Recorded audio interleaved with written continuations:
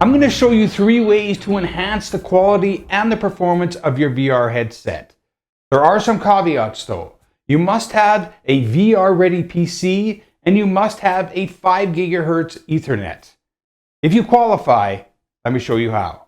First, let's talk about the things you are going to need for this process. First, you'll need a high quality 3.0 USB cable. I am personally using the Oculus Link, but I will leave a link in the description below for some much less expensive cables. You must also ensure that your PC meets the minimum specifications for running the Oculus Link. For a much smoother and more optimal experience, it is recommended that you exceed the minimum requirements, especially in terms of graphics cards and processors, for a better performance and visual experience while running the VR application. My PC is currently running a 3090 and a 12900K on a water-cooled system. Obviously, this is overkill, but the higher performance, the better. Now that we have that covered, let's get to the meat and potatoes. Make sure you've installed the Oculus application and logged into your account. If you do not have the app installed, you can download the Oculus application from your website. I'll leave a link in the description below. You will also need to make sure that you have the Oculus app installed on your smartphone. Once you have the app installed on your smartphone, under Settings, select Connect to Quest Headset. From here, you can enable Developers Mode or Debug Mode, which is an Android-based bridge. This allows communication between devices. From here, power on your Oculus Quest.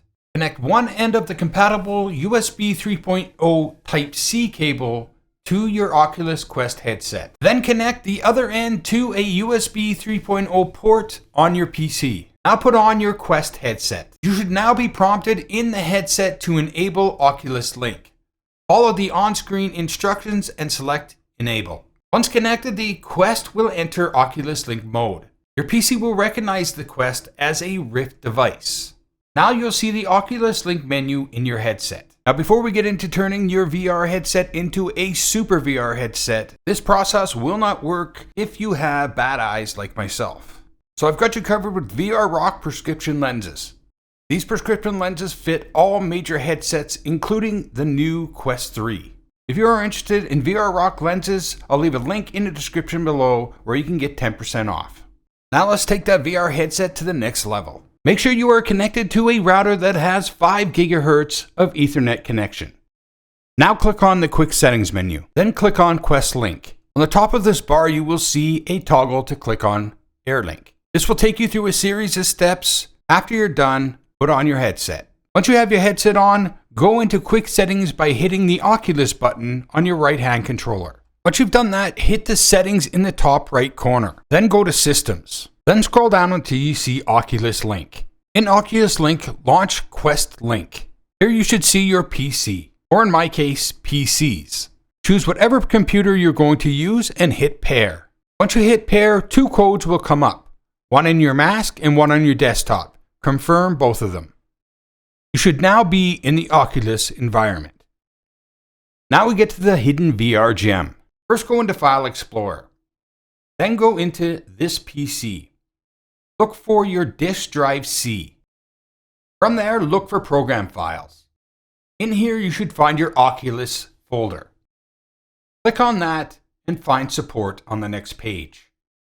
Then scroll down and look for Oculus Diagnostics. From there, you want to look for the Oculus Debug tool. You should remember this from when we enabled it at the beginning of the video. From here, we're going to change a couple of settings. First, we need to disable asynchronous space warp. This setting will push extra frames to your computer if it has a hard time pushing the frames. Next, we're going to make sure that the distortion curvature is on low.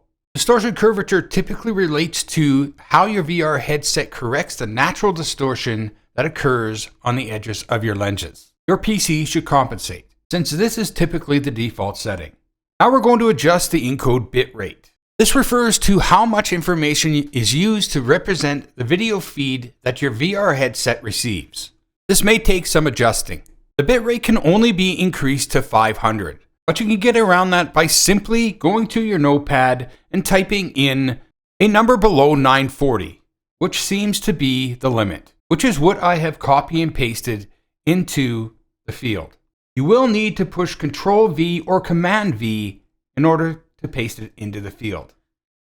If you are interested in seeing the kind of visual and performance you get out of these changes, make sure you turn on Performance in Visible Hub. While playing a game, you should see better visuals and get much better performance with these changes. Alright, now on to my personal favorite, Virtual Desktop. This is a paid app and costs about $20, but is well worth it.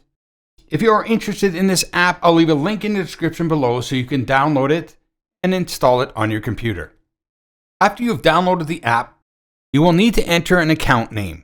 This is typically the same account name you use for your Oculus. Also, make sure you download this in your Oculus headset. Next, go to the desktop setting options.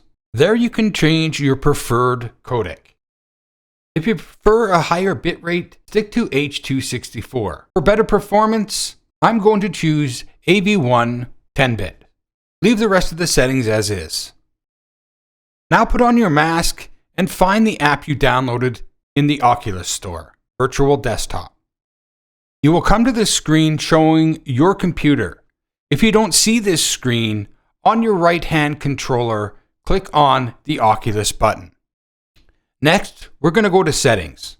Here you can change your environment quality and, of course, your frame rate.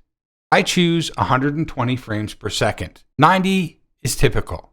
We're almost done. Next, go to the streaming section. Here you will see your GPU quality. I am running an NVIDIA 3090, so I'll choose that. If you have a water-cooled PC like myself with a 3090, you could probably get away with a 4090. When you hit it, you'll get an audible voice telling you what you've chosen. Then I choose 120 FPS. Again, typical is 90. As you'll see in the gameplay, I don't have much problem holding on to 120 FPS with these settings. Under Advanced Options, make sure you put a check mark beside the Snapdragon Game Super Resolution. The rest of these settings are okay. Now let's check out some gameplay. If you have downloaded or have Steam VR, you can launch it from this page. And if you would like to see your score as you're playing, make sure you put a check mark besides Performance Overlay in the Advanced Options.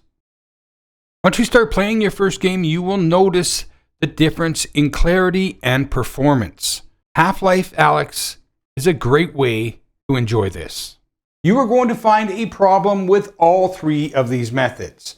That is your batteries. But there is a possible solution on its way as we speak from Kiwi Design. Now, I can't really say any more than that, but if you're curious to know what I'm talking about, make sure that you subscribe to the channel as well as you hit that bell icon to get that notification when my videos come up. And the only way that we build the VR community is by letting people know about videos like this. So please hit that like button. It will help the algorithm to push this video out so more people can see it. For now, this is Paul signing off from VR Asylum. Peace.